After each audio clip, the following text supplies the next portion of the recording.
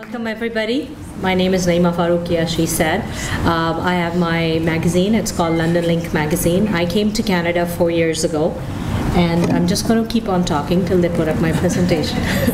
I'm currently located in Mississauga. We moved about 2 months ago, but knowing fully well my affiliation with London, I was asked to speak here, and I was very happy to do so. So, clicker here. Yeah, so it's a journey of migration because, like Huda said, we have all migrated from one place or the other. My story started 4 years ago, and in today's little time that I have with you guys, I will just touch upon the questions that I was asked to present or address, which is why Canada, why London, would I leave Canada or London? Challenges and barriers, overcoming those barriers, my migration experience, learning outcome, and advice. So why Canada and why London? Well, I think everybody comes to Canada with a dream for themselves, their family, and their kids, because it has better opportunities, it has potential for development, things like education, health, infrastructure, even the stop sign, and people following the stop sign. So Canada was, of course, a welcoming place to think about, and it turned out to be just like that. Why London? Because it had a good university. My daughter got accepted at Western, which is where we are right now. It was also a smaller city as compared to the larger, daunting, full of lots of people, new things, long lines. So it was a better move and a better choice, and also it had a good sizable demographic of the Muslim community to which I belong, about 10%. And most of all, we also chose London because it's really beautiful. You have a lot of forests here, and I've discovered most of them. Now the next slide is going to consider and talk about, would I leave London or Canada? Well, I've already left London, so that's the bad news because I did already leave it. But the good news is, yes, I will for sure stay in Canada. London is good. I enjoyed my time here. I think it's a great starting point for people who are coming, or even if they want to continue staying here, for people who have been here for longer than that. For myself, if I speak for just my own experience, I found it to be a great jumping board, a great starting point. It gave me the right background and understanding of the Canadian culture, as well as things, how they work here and stuff. And it helped me to get started. But jobs, opportunities for growth are there in London, but they are limited, unfortunately. And that is the reality of London. And that's why people do leave or end up leaving. Leaving Canada, of course, there's no way. It has some kind of, attachment quality to it. So despite the high taxes, the minus temperatures, this is really a great place to be. It's like one of those really dependable friends who are always there for you, and you know they're going to be there. So yeah. Obviously, when you settle in a new place and you come up with a new idea, which is what I did, I started my magazine. It's there for you can see it later on.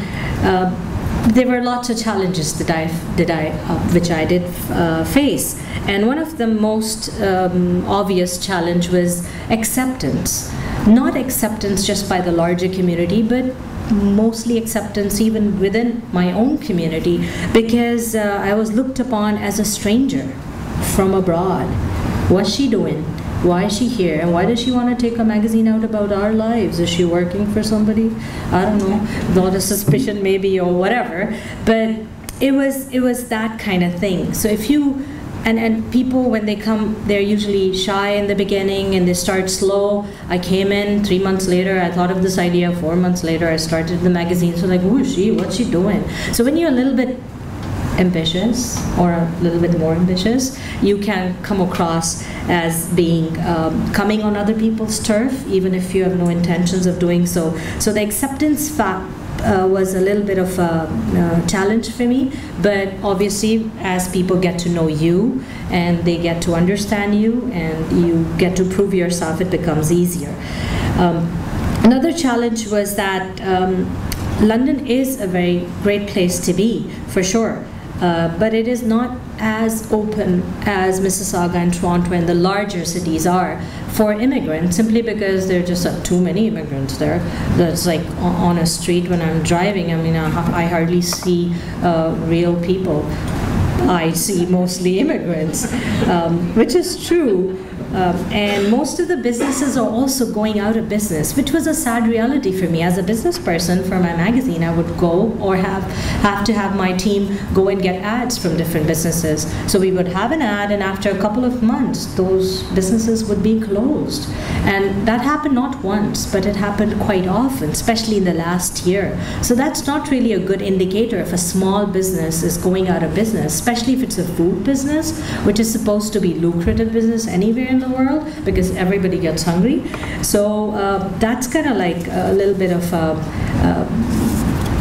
thing that can create a barrier for newer people. And also there might be some resistance to entry because of that. So how did I overcome the barriers? Well, anybody would do that, I guess. You just have to start working harder and smarter because you kind of understand that there aren't lots of people who are going to be like in your extended family who are there or help back home with driving and this and that. So you got to do everything yourself. So you have to be like really fast and very smooth, and you just have to learn that. And you have to get your voice heard also. So if you feel strongly about something, you should go and put your views forth. And whether it's within the community or outside the community, you should volunteer a lot, and then connect with organizations like WIL and LMLIP.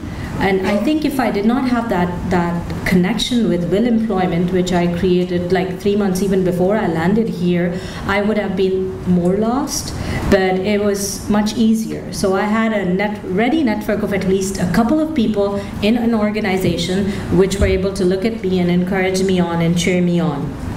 So you create also a strong network of variety of professionals, and you also overcome any barriers by fighting resistance. So if anybody says you can't do that, it's like, oh, really, I can. How can you take out a magazine about a community you don't even know people?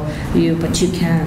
You can ask another person who knows and then take them along. Get yourself introduced, do that. It's simple. It's hard work, but it's simple. So my migration experience has been 10 on 10.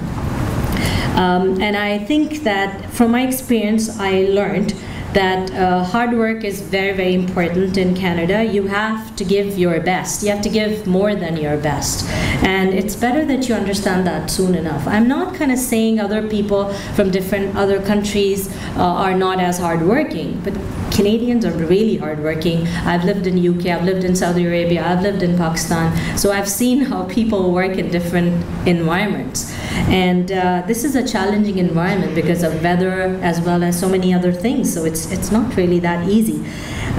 So the other migration experience that I would like to say is that you just have to also believe in yourselves and also believe in the country. So when mostly immigrants come, they think, what is the country going to give me? Okay, so I'm going to get education for my children, I'm going to get health, I'm going to get. But when you come in, you also need to understand, before you start getting, you have to give.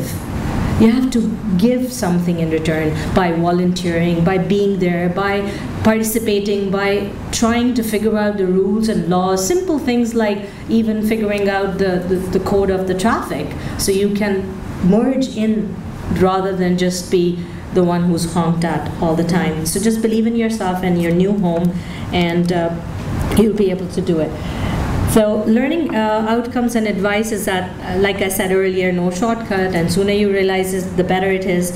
And the cold, hard winter, because I've lived in pleasanter temperatures, the cold, hard winter teaches you resilience, and that's what I understood. So either you can complain about it, or you can learn how to deal with it. So I say, you know what, just deal with it. Because spring will come eventually, and it is there, it's on the writing, so we just have to understand how to get there. Thank you so much for listening.